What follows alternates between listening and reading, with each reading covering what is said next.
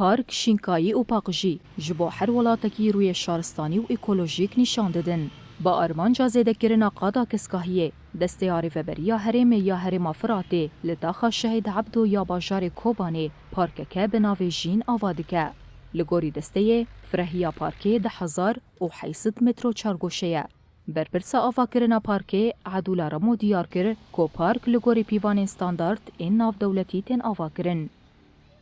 مرحله ددیان جی دست پی بکنه مرحله که ما سوری دور حدیقه چکر و ما ممرات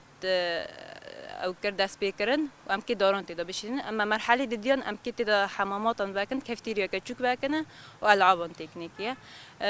مرحله که ایهان کامس که سر بیجنه ممرات جی ما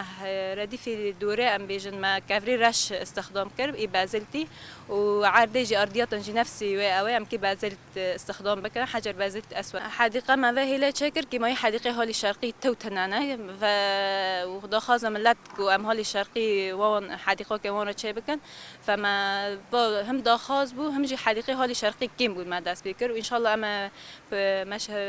يعني بروجي من مشاريع من ام هين حديقان باجير داد او بکنه ولاتین تاخیشی جبر آوا کرنا پارکی سپاسیار و بریا خسر کرن و گوتن کو اف پارک ده هوای کی گنجاو جبو به هندانی جوان را پیدا بکه. سپاسیا هیئت بیا دکن خاله یوان راضی به و اداره ذاتی راضی به و حدیقه مرا چهر کردن ام پیر ساکنن زار ما پیر ساکنن حدیقه پرن بس وانیست کمه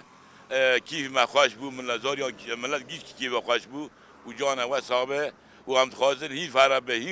هی تسندی چه بن خباتن آوا کرنا پارکی د چارچوبه آوا کرنا پیاران سور دیار کرنا جهن رونشتن و جهن داران ده دین کرن. ده پایین کو آوا کرنا پارکی مهکه دوام بکه.